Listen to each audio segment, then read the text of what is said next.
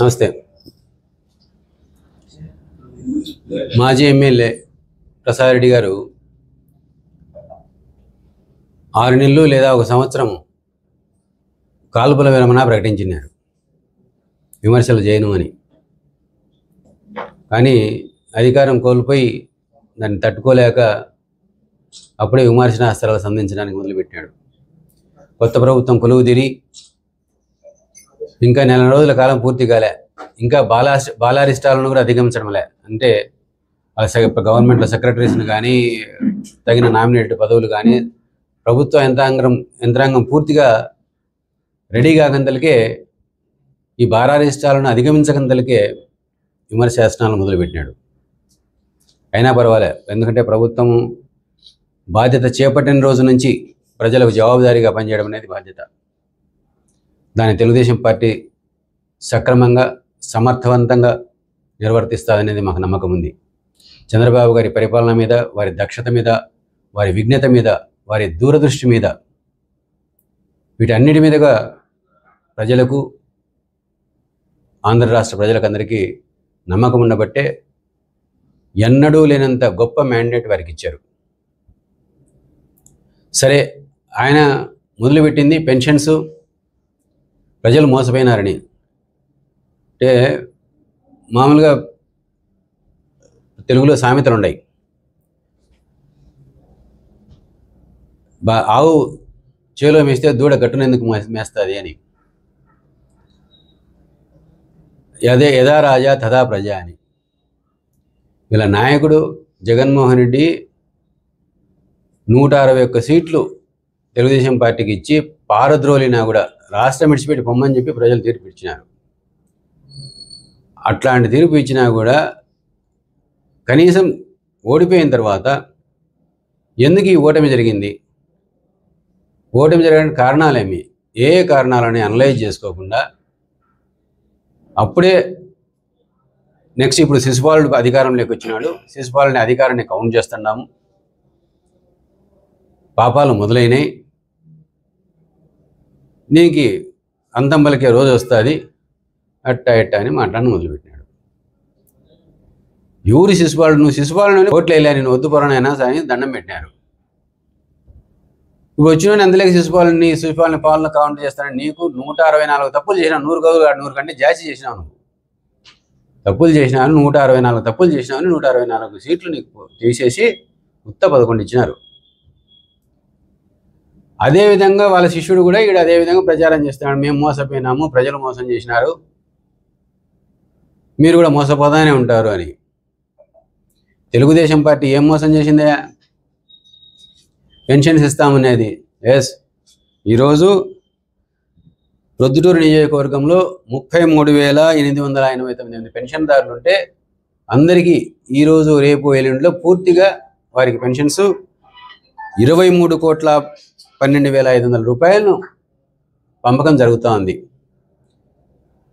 చెప్పిన మాట ప్రకారం ఇప్పుడు 4,000 రూపాయల పెన్షను, ప్రీవియస్ 3 నెలది 3,000 రూపాయలు, 7,000 పెట్టి వృద్ధాప్య పెన్షన్లు, ఏదైతే చంద్రబాబు గారు మేనిఫెస్టోలో చెప్పినారో, అది ప్రచార కార్యక్రమాల్లో పాల్గొనేప్పుడు వాగ్దానాలు చేసినారో, చెప్పిన వాగ్దానాల ప్రకారం వారు నెరవేర్చారు.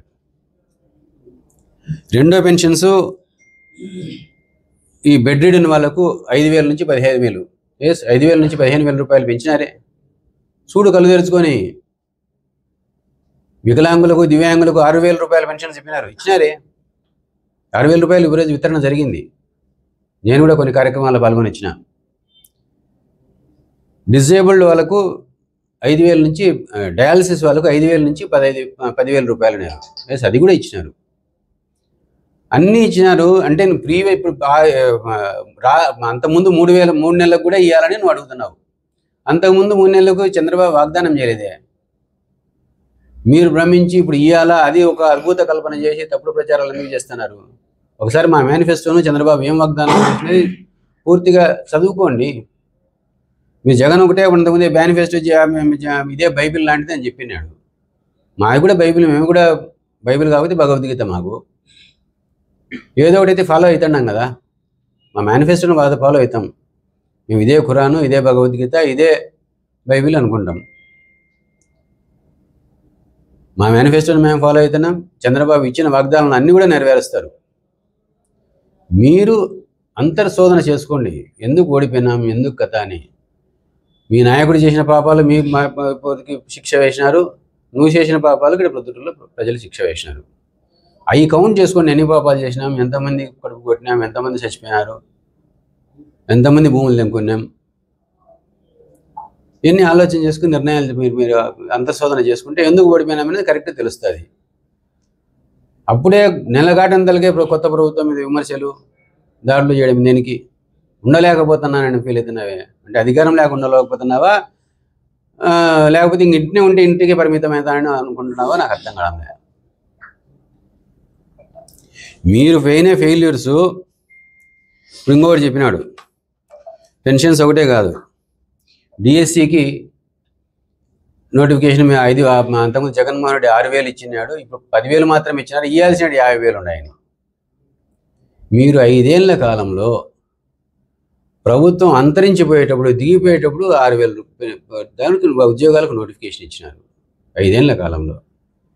చంద్రబాబు వచ్చిన అధికారం చేపట్టిన వెంటనే 10,000 ఉద్యోగాలకు నోటిఫికేషన్ ఇస్తున్నాడు. ఇంకా రాబోయే కాలంలో చంద్రబాబు చెప్పిన ఉద్యోగాలన్నీ కూడా కల్పన చేస్తాం, ఉద్యోగాలన్నీ భర్తీ చేస్తాం. ఈ ప్రభుత్వం మీద మాకు అధికారం ఉంది, ప్రజలకు ఆ నమ్మకం ఉంది. వాలంటీర్లను కడుపు కొట్టినారు, వాలంటీర్లతో పనిచేయడంలే అంటున్నావు. అసలు వాలంటీర్లు చూడే ఎవరున్నా ఉన్నారని నేను ఈశ్వరి కొన్ని చోట్ల పంపకానికి పోయి అడిగితే వాలంటీర్లు అంతా లేరు, వాలంటీర్లు అందరూ రాజీనామాలు చేసినారు. ఎవరు వాలంటీర్లు కడుపు కొట్టింది? మీరు కడుపు కొట్టినారు. వాలంటీర్లు ఉద్యోగాలందరూ తీసేసి రాజీనామాలు చేయమని మళ్ళీ మేము తీసుకుంటామని చెప్పి ఇప్పుడు లబోదిబోని మా ఇళ్ళ కాడ తిరుగుతున్నారు. వాళ్ళు మాకు ఉద్యోగాలు ఇవ్వండి అని.